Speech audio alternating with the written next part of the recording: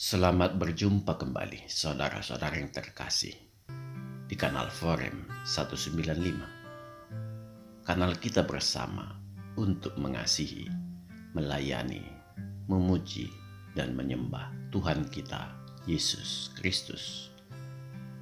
Damai kasih Allah menyertai kita semua.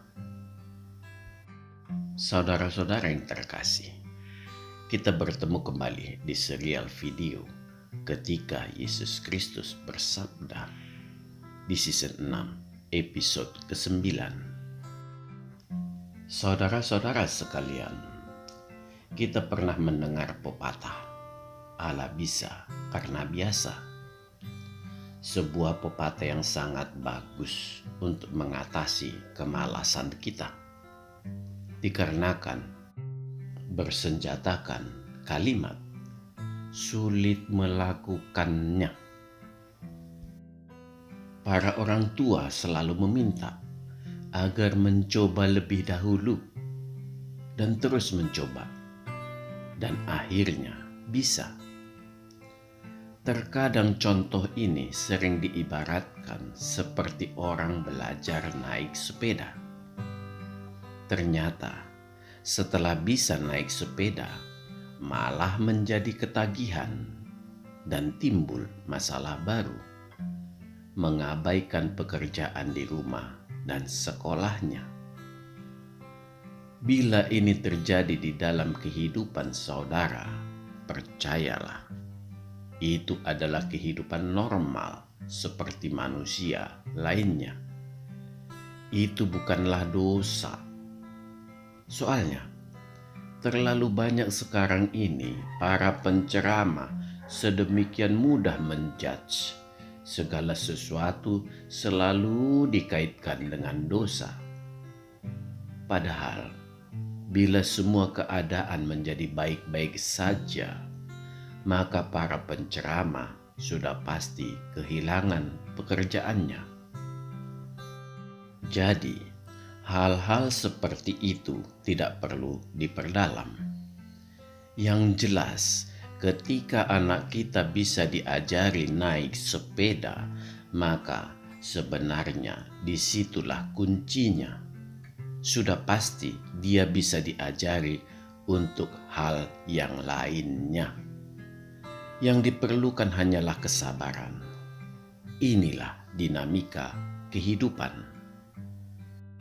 Pepatah ini berangkat dari upaya menanamkan sebuah nilai kebajikan.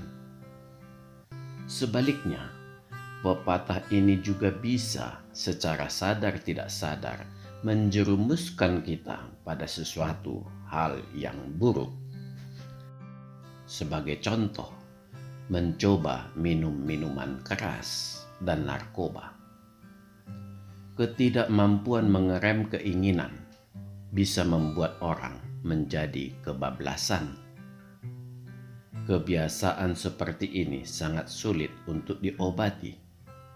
Tetapi dengan kembali mengandalkan pepatah ini, kita bisa memperbaikinya.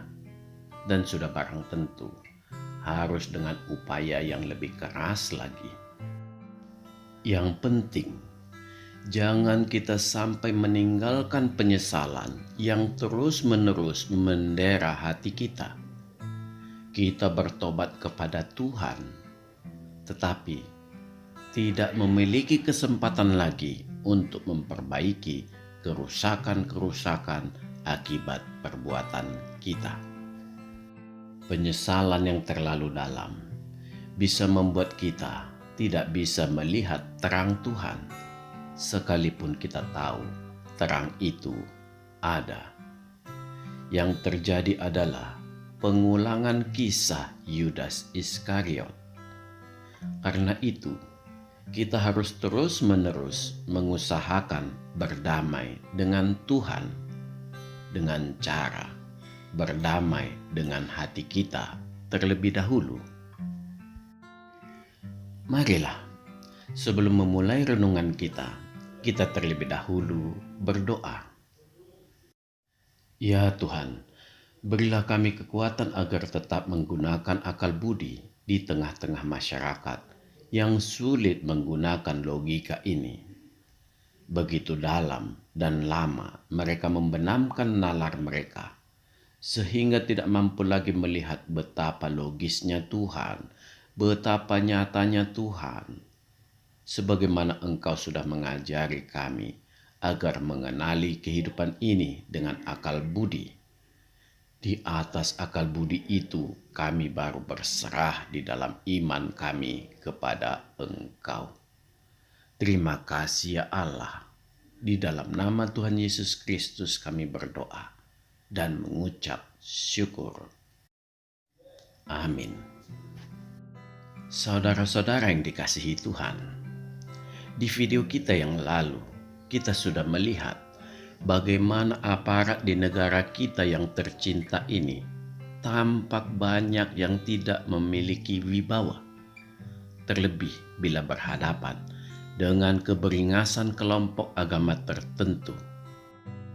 Sebaliknya, mereka bisa sedemikian gagah dan sangar bila menghadapi orang di luar kelompok agama ini. Mengapa aparat bisa bertindak tanpa ada rasa keadilan seperti ini? Apakah mereka tidak memiliki nalar atau logika? Ini semua adalah pengaruh agama jimat. Bila saudara mendalami agama jimat, maka bisa dipastikan nalar atau logika saudara perlahan-lahan akan mati. Sebenarnya, berkat pendidikan kenegaraan, aparat tetaplah memiliki nalar atau logika, tetapi terdistorsi dengan banyak hal, seperti kepentingan tertentu, adanya prediksi kemungkinan gaduh dari sebuah tindakan, bisa juga demi menyenangkan kelompok tertentu, dan lain-lain. Akibatnya, keputusan yang diambil jauh dari kepatutan sebagai aparat yang harus melayani seluruh rakyat tanpa membeda-bedakan. Yang bisa dipastikan, tindakan aparat memang jauh dari akal budi. Karena bila akal budi yang dipakai sebagai parameter, maka yang ada hanyalah kebijaksanaan dan keadilan. Kita hanya bisa berdoa, semoga nalar dan logika aparat tidak ikut mati. Kondisi inilah yang membuat umat Kristen berpikir ulang dan mengambil sikap menahan diri. Karena nalar sehat akan berkata, apa yang masih bisa diharapkan dari sebuah logika yang sudah hampir mati? Saudara-saudara yang terkasih, pertanyaan yang timbul di dalam diri kita, apa yang membuat orang Kristen mampu menahan diri? Seperti yang sering saya katakan, dikarenakan akal budi. Akal budi kekristenan merasa malu bila hendak melakukan hal yang sama seperti umat jimat. Rasa malu yang timbul dikarenakan merasa tidak pantas untuk mewakili Tuhan yang suci. Di samping itu, mata orang Kristen sangat terbuka melihat kejadian demi kejadian yang berlalu lalang dan meyakini semua itu tidak lepas dari mata Tuhan. Tuhan hanya meminta orang Kristen selalu bertekun dan berdoa. Sisanya adalah urusan Tuhan. Iya, banyak tokoh-tokoh agama jimat yang jatuh satu persatu dengan cara yang mengenaskan dan memalukan. Tuhan juga mengerahkan teknologi untuk mempermalukan Allah, Nabi, dan kitab suci agama jimat. Semua mendapat bagian dipermalukan Tuhan. Memang gelombang mempermalukan umat jimat ini sudah tidak terbendung lagi. Sesuai dengan firman Tuhan, lahir baru adalah pembaharuan akal budi. Inilah gambaran proses yang dilakukan Tuhan. Umat jimat yang mengenalkan Yesus Kristus di kalangan mereka. Orang Kristen membetulkan kesalahan mereka. Akibatnya, melahirkan iman di dalam hati umat jimat. Iman inilah yang memperbaharui akal budi mereka yang sudah dirusak iblis. Begitu banyak sekarang umat jimat yang mulai membuka mata, sekalipun masih dengan sedikit rasa takut-takut. Tetapi perlahan mereka mulai berani memperjuangkan keselamatan hidup kekal mereka sendiri setelah kematian kelak menjemput. Keselamatan hidup yang hanya bisa mereka peroleh dari Tuhan Yesus Kristus, sebagaimana kesaksian Al-Langit sendiri.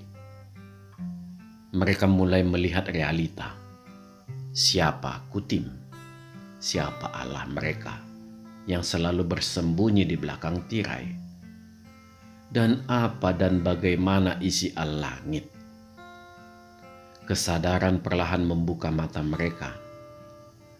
Jadi, orang Kristen sebenarnya tidak dalam posisi melakukan kristenisasi, tetapi umat jimatlah yang membongkar dan melakukan kristenisasi. Ini berawal dari ketidakmengertian para penceramah umat jimat, dan mereka mati-matian berupaya membonceng kekristenan. Sayang seribu sayang, Alkitab menolak agama ini. Justru kebenaran Alkitab yang menjadi menerangi hati mereka dengan membuka kesalahan-kesalahan yang ada di Al-Langit. Inilah keajaiban Alkitab yang secara otomatis membuang lintah yang hendak menempel. Saudara-saudara yang dikasihi Tuhan, jadi sangat jelas sekarang kekristenan hanya membela sebatas imannya, karena orang Kristen juga berhak menjaga imannya dari ajaran-ajaran yang menyesatkan, terlebih bagi umat Kristen yang polos. Bila hendak mencari siapa yang bisa dianggap musuh, sesungguhnya musuh umat jimat adalah teknologi. Karena itulah mereka mengerahkan nalar atau logika mereka yang hampir mati, yang mereka miliki, mencoba melawan teknologi. Mereka menuduh teknologi membolak-balik ajaran Tuhannya. Inilah bentuk kegilaan yang terjadi. Mereka melawan mesin pintar. Teknologi tidak ada urusannya dengan bertuhan, tetapi teknologi tetaplah di bawah kuasa Tuhan. Teknologi mengungkapkan apa adanya. Bila ada perusahaan berbasis teknologi yang melakukan kecurangan dengan memanipulasi tentang informasi yang secara logika tidak ada kaitannya dengan teknologi yang lain, kerugian besar akan menimpa fabrikannya. Karena proses menerjemahkan sebuah kitab suci harus mereka lakukan sesempurna mungkin. Bila tidak, maka kompetitornya akan menggilas mereka. Jadi, tidaklah mungkin mereka melakukan tindakan yang bodoh.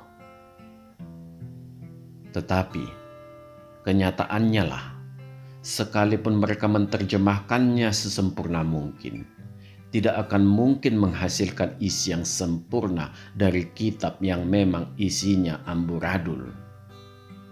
Kesempurnaannya, ya, dari keamburadulan itu. Itulah hasilnya, apa adanya. Jadi, tidak perlu playing victim. Tetapi bila saudara ingin tahu kebenaran sesungguhnya, yaitu memang Tuhan tidak ingin umat jimat dipermainkan iblis enak perut iblis. Memang sudah saatnya Tuhan menyelamatkan umat jimat melalui keterbukaan teknologi. Inilah waktu Tuhan. Sangat tampak. Memang Tuhan tetap bekerja dan tetap menjaga seluruh umatnya, sekalipun terus-menerus menyakitinya. Itulah kasih Tuhan. Tuhan hanya ingin menyelamatkan umat jimat dengan cara menelanjangi iblis yang ada di agama jimat. Dan hanya sampai di sini tugas Tuhan. Selanjutnya adalah tugas manusia itu sendiri. Tuhan menyerahkannya pada pilihan hidup masing-masing. Mau mengikuti jalan yang lurus atau tetap di kesesatan. Amin. Tuhan memberkati. Marilah kita berdoa. Ya Tuhan, terima kasih Allah. Kami dapat belajar hal-hal yang bisa kami lakukan dan hal-hal yang bagian Tuhan. Banyak dari kami yang ingin memperlihatkan bahwa kami lebih berhak menjadi wakil-Mu, lebih berhak mengatasnamakan Engkau. Ampunilah kami, ya Tuhan. Jauhkanlah cawan murka-Mu dari kami, karena kami semua tidak akan mampu menahannya. Berilah kami kesadaran sepenuhnya tentang siapa Engkau, agar kami mau menempatkan diri kami di antara sesama. Terima kasih ya Tuhan. Di dalam nama Tuhan Yesus Kristus kami berdoa dan mengucap syukur. Amin. Tuhan memberkati kita. Marilah kita masuk ke saat teduh sejenak.